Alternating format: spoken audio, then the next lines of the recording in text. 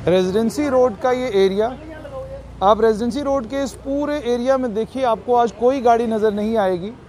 यहाँ पार्किंग हुआ करती थी, वो पार्किंग सरकार ने हटवा दी है।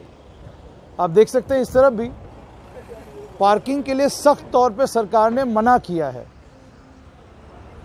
ध्यान से आप देखिएगा, दोनों तरफ आपको कोई पार्किंग नज़र नहीं आएगी। और ये जो ऑटो भी सामने रुका हुआ है, इसको भी थोड़ी देर के लिए परमिशन है, उसके बाद इसको भी यहाँ से जाना है।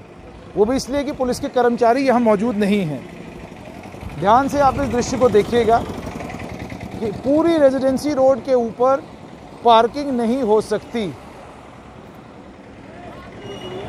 अब मैं आपको रेजिडेंसी रोड के ऊपर बताता हूँ कि दुकानें कौन सी हैं। ये फर्नीचर की दुकान है, ये भी फर्नीचर की दुकान है, ये भी फर्नीचर की दुकान है। उसके आगे वर्लपूल अगर आपको पड़ा जा रहा है तो यहाँ रेफ्रिजरेटर आपको मिलेगा। उसके अलावा सिंह गन हाउस है। उसके अलावा इधर से भी अगर आप इस लेन में भी देखेंगे तो मैक्सिमम दुकानें आपको आगे तक फर्नीचर की दुकानें नज़र आएंगी। यानी ये असल में जम्मू की फर्नीचर मार्केट है और 70 से 80% दुकानें यहाँ फर्नीचर की हैं।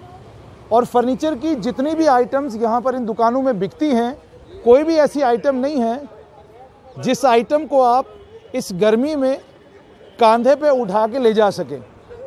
प्रशासन ने जो ऑर्डर दिया है, उस ऑर्डर का नतीजा क्या निकला है वो मैं आपको दिखाना चाहूँगा।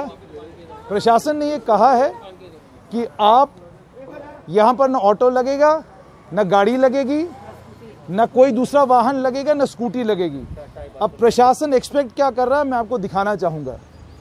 प्रशासन की एक्सपेक्टेशन ये है कि ये इतनी बड़ी अलमारी अगर आप खरीदते हैं तो आप कांधे पे उठाकर ले जाइए इसको।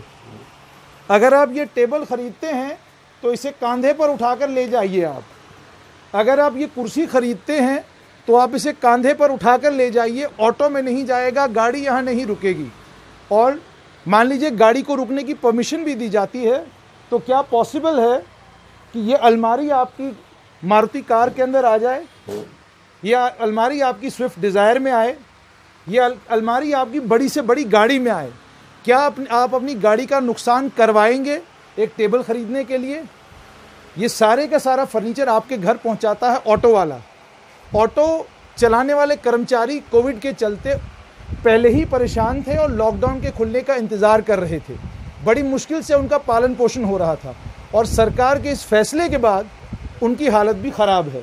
मगर ज़्यादा परेशान है फर्नीचर बेचने वाले ये तमाम कारोबारी, क्योंकि 70% दुकानें रेजिडेंसी रोड के ऊपर फर्नीचर वाली हैं। और सरकार कह रही है फर्नीचर आप कांधे पे उठा के ले जाइए, फर्नीचर आप स्कूटी पे भी उठा के नहीं ले जा सकते। चलिए, हो सकता है कोई भारी सा बेड आप स्कूटी के ऊपर उठा के ले जाएं, लेकिन भारी बेड स्कूटी के ऊपर उठाकर ले जाने की भी परमिशन नहीं है। मेरे साथ यहाँ के कर्मचारी हैं, आइए इनसे बात करने की कोशिश करते हैं और इनसे जानते हैं कि ये क्या कहते हैं। मैम, आपका नाम? Good morning sir, I am Pooja Kapoor, president residency road traders association. आपसे जानना चाहूँगा, सरकार कह रही है, सरकार का जो ऑर्डर है कि जी यहाँ ऑटो नहीं लगेगा, गाड़ी नहीं लगेगी। सरकार कह रही है कि आपको जो बेड है वो कांधे पे उठा के ले जाना है। क्या पॉसिबल है कांधे पे ले जाना इतना बड़ा? सर, मैं इसी चीज़ के लिए आपको बोल रही हूँ। बेसिकली अगर इनको ऐसा कोई भी ऑर्डर निकालना था, इनको पहले हम लोगों को एक बार कॉन्फिडेंस में लेना चाहिए था और एटलीस्ट ह्यूमैनिटेरियन ग्राउंड्स पे इनको हमारे लिए कोई ऑल्टरनेटिव ढूंढना चाहिए था for the parking, at least for the shopkeeper. Alternative क्या होगा? अब बेड जो है वो तो दुकान से बाहर निकलेगा तो ऑटो में लोड होगा। वही मैं आपको कह रही हूँ कि ऑल्टरनेटिव एक ढूंढना चाहिए था कि for the parking of the shopkeepers and the customers, जो कस्टमर्स आए, परचेज करें और चला जाए। ये कल तक यहाँ पे पर्चियां कट रही थी, यहाँ पे टेंडर निकला हुआ था पार्किंग का। 2 दिन पहले तक यहाँ पे लोग चार्ज कर रहे थे पार्किंग के लिए और एक मिडनाइट ऑर्डर निकलता है रात को 12 बजे कि कल से यहाँ पे पार्किंग नहीं होगी। ये जो है हमारा हेवी ड्यूटी मटीरियल है, यहाँ पे हमारे को लोड कैरियर्स चाहिए, मटीरियल लोड करना है, अनलोड करना है, बेड्स उठाने, 2 व्हीलर्स में it is not possible to get it done. गाड़ियों में पॉसिबल है, मारुति में कहाँ बैठ जाएगा? बिल्कुल सर, बिल्कुल पॉसिबल नहीं है। इसीलिए हम लोग इनको रिक्वेस्ट कर रहे हैं कि अगर आपने पार्किंग परमानेंट हटाई है, जो 15-15 दिन यहाँ पे गाड़ियां एट स्ट्रेच रहती थी, अगर आप लोगों ने वो हटाई भी है, आप हमारा जो ट्रेड है उसका आप इंतजाम कीजिए। कोई सरकारी ऑर्डर आपको दिखाया? सर सरकारी ऑर्डर उन्होंने कुछ नहीं दिखाया। कल हम लोगों ने यहाँ पे प्रोटेस्ट किया था, यहाँ पे मौके पे एसडीएम साहब आए थे, नायब तहसीलदार साहब आए थे, उन्होंने हमारे को एश्योर किया था कि 3 बजे हम आपकी डीसी मैडम के साथ मीटिंग करवाएंगे।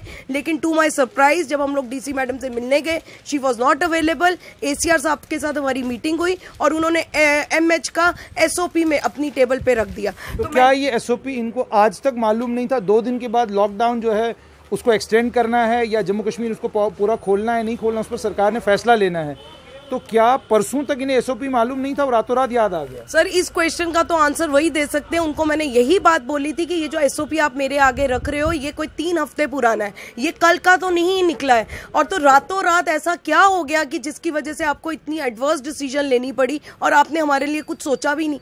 तो उन्होंने हमें कहा कि we can not do anything about it, क्योंकि ये एसओपी है, we have to follow the guideline MH. मैंने कहा सर अगर एमएच से ही सारी डिसीजन आती हैं तो लोकल अथॉरिटीज, ग्राउंड रियलिटीज कौन बताएगा?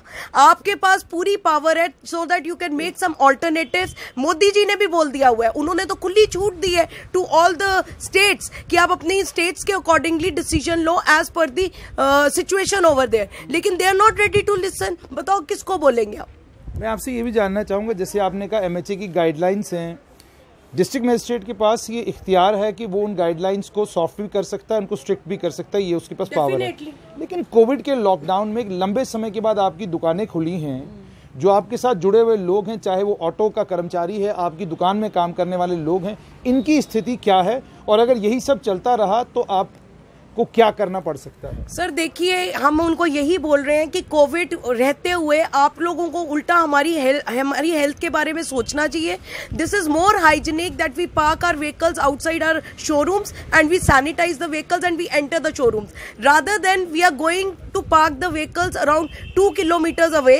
वहां पे हम किसी को अपनी चाबी देकर जा रहे हैं व्हीकल की, 10 लोग हमारी व्हीकल को हाथ लगा रहे हैं एंड हमारा एक्सपोजर ज्यादा लोगों में होता है, तो हम लोग कोविड प्रोन हो जाएंगे। We would be a prey to covid rather than they are trying to safeguard us from covid. तो मेरे को भी ये लगता है कि इस चीज की तो कोई वैलिडिटी नहीं है, जस्टिफाइड ही नहीं है कि कोविड से बचाने के लिए इन्होंने यहाँ से पार्किंग हटाई है। कहीं ऐसा तो नहीं उन्होंने शोपीस के लिए आपकी दुकानें खुलवा दी हो कि उनको जानकारी हुई लोग बेड नहीं खरीद रहे, लोग कुर्सी नहीं खरीद रहे, लोग टेबल नहीं खरीद रहे, तो फिर आपने दुकानें खोली क्यों? That is what we are saying कि हम लोग उनको यही कह रहे हैं कि it is as good as lockdown.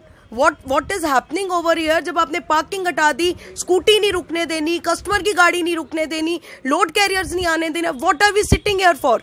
तो उन्होंने हमारे को एश्योर करा है कि टिल 8th आप हमारे साथ कोऑपरेट करो, हम आप लोगों का कुछ सोल्यूशन निकालेंगे, आपकी 30-40 गाड़ियों की पार्किंग अलॉट करवा के देंगे और कस्टमर्स का हम लोग कुछ मैनेज करेंगे। लेकिन मैं आपसे ये जानना चाहूंगा, ये आपका जो ऊपर मैट्रेस है, क्या ये पॉसिबल है कि कांधे पे उठा के ले जा सकता है? सर ये तो I think authorities are better जज, मतलब उनको ये डिसीजन लेने से पहले ये चीज सोचनी चाहिए थी। मैं कल से यही बोल रही हूँ कि this is not a readymade market कि जहाँ पे हम लोग कपड़े खरीदें, लिफाफों में डालें और चले जाएं। क्या उन्हें मालूम है कि 70 से 80% दुकानें यहाँ तो फर्निशिंग की हैं या यहाँ पर फर्निशिंग के अलावा फर्नीचर की? और सर यहाँ पे सबसे बड़ा प्लस पॉइंट है कि जो रेजिडेंसी रोड की मार्केट जो रोड्स हैं दोज आर वाइड इनफ। यहाँ पे ट्रैफिक कंजेशन की, ऑब्स्ट्रक्शन ऑफ द ट्रैफिक की कोई बात ही नहीं है। उल्टा 9 से 5 अभी हमारी शॉप्स खुल रही हैं, 5 बजे के बाद वैसे ही हम लोग मार्केट खाली कर देते हैं। डीपीएस बंद है, अदरवाइज डीपीएस की वजह से भी यहाँ पे बहुत ज्यादा रश होता था।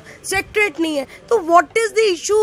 एक दिन में रातों रात ऐसा ऑर्डर निकालने का क्या सबब है? That is what we are asking. एक और चीज आपसे जानना चाहूंगा, डीपीएस की बसेस की आपने बात करी, प्रशासन को शायद दुकानदारों ने भी कई बार कहा, ट्रेडर्स ने भी कई बार कहा कि या तो आप डीपीएस को यहाँ से शिफ्ट करें या डीपीएस की बसेस का टाइम बदलें या उनका रूट बदल दें, लेकिन वो तो उनसे होता नहीं। वो तो वही हम लोग कह रहे हैं ना कि जो हम लोग ज्यादा लॉ अबाइडिंग हम लोग पीपल हैं, we are with the government. हम लोग तो अभी भी we don't want to take the law and order in our hands. हम लोग तो अभी भी उनको रिक्वेस्ट कर रहे हैं, अपील कर रहे हैं कि हमारी ऑथेंटिक प्रॉब्लम्स हैं उसको आप प्लीज सॉल्व कीजिए एंड प्लीज हम लोगों के साथ आप कोऑपरेट करें, कुछ आप अपनी कहें, कुछ हमारी भी सुने, बिकॉज डेमोक्रेसी है। आप कह रहे हो कि we are for the people, you have to be with the people also.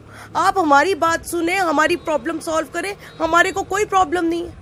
ठीक है, तो आपने सुन लिया यहाँ काम करने वाले जो अलग अलग दुकानदार हैं उनका क्या कहना है। कुछ और लोगों से हम बात करेंगे। आपका नाम? मेरा नाम ज्योति गुप्ता। ज्योति जी, जानना चाहूंगा कि आपका बेड कांधे पे उठा के ले जाया जा सकता है? नहीं सर, नहीं, कुली भी बड़ी मुश्किल से उठाता है। तो अच्छा, नहीं कोई व्यवस्था हो जाए कि बेड के मतलब बेड को तोड़ दिया जाए किसी तरीके से, उसको गाड़ी के अंदर फिट किया जाए? लकड़ी बनानी पड़ेगी उसकी, बस तोड़ कैसे जाएगा? आपको लगता है कोई चीज ऐसी है जिसको आप छोटी गाड़ी के अंदर लगा सकते हैं, वो भी 1 सेकंड के अंदर? नहीं सर, नहीं, ऐसा हमारे पास फर्नीचर ऐसा कुछ नहीं। आपको तो ऑर्डर यही है कि 1 सेकंड के अंदर सब लगाइए? नहीं सर, नहीं, ऐसा नहीं हो सकता। हमारी दुकानें बंद होने पे आ गई बस। अच्छा, तो आपने क्या प्रशासन से ये बात करी? क्या कह रहा है प्रशासन? वो कोई उसके बारे में बताते नहीं है जी, कहते कुछ नहीं, हमें ऑर्डर है ऊपर से बस। तो कब तक फिर आप दुकानें खुली रखेंगे अगर यही चलता रहा? यही चलता रहा, दुकानें तो बंद ही हैं। हम लॉक एंड की करेंगे तो मैडम को दे देंगे चाबी। अच्छा, लॉक एंड की करेंगे, मैडम को दे देंगे चाबी, संभालें जी। तो मुझे ये बताइए कि आपके साथ सिर्फ ये नहीं है कि आपकी दुकान है, आपकी दुकान के ऊपर कर्मचारी हैं, फिर आपका कूली है, फिर उसके बाद आपका ऑटो वाला है, इतने सारे लोगों की रोजी रोटी का बंदोबस्त आपकी दुकान से होता है। इस वक्त पोजीशन क्या है? इस वक्त पोजीशन बिल्कुल हैंड टू माउथ है जी। ढाई महीने से पहले मार्केट पूरी बंद पड़ी हुई है, अभी खुली है थोड़े दिनों से, काम तो है नहीं। तो कहते हैं जी पुराने 2 महीने की पेमेंट हम लोगों ने देनी है अभी उन लोगों को, एम्प्लॉइयों को, तो वो कहाँ से देंगे हम लोग? अब नया ये सिस्टम उन्होंने पार्किंग खत्म कर दी है जी, गाड़ी नहीं लगाने देंगे जी, कस्टमरी गाड़ी भी नहीं लगाने दे रहे, तो उससे कैसे चलेगा ये काम? तो ये जो सामान है ये जाएगा कैसे? वही तो हम पूछ रहे हैं उनसे, कैसे जाएगा? लोड के आप नहीं लगाने दे रहे, कस्टमरी गाड़ी आप नहीं लगाने दे रहे, कैसे जाएगा जी?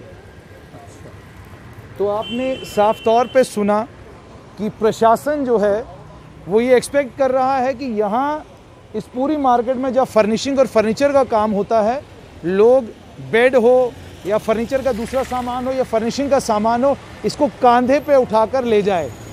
प्रशासन ने आखिरकार ये फैसला क्यों किया, इसके पीछे प्रशासन की क्या समझ है, किसी की समझ में नहीं आ रहा। अगर ये SOP था तो SOP आपको 5 तारीख तक क्यों नहीं याद था? ये SOP आपको रातों रात अचानक क्यों याद आया? क्या आपको उन गरीब ऑटो वालों के बारे में का ख्याल नहीं आया? क्या उन कुलियों का ख्याल नहीं आया? क्या उन कर्मचारियों का ख्याल नहीं आया जो इन तमाम दुकानों पे काम करते हैं? ये वो सारे सवाल हैं जिनका जवाब जम्मू के प्रशासन को देना होगा।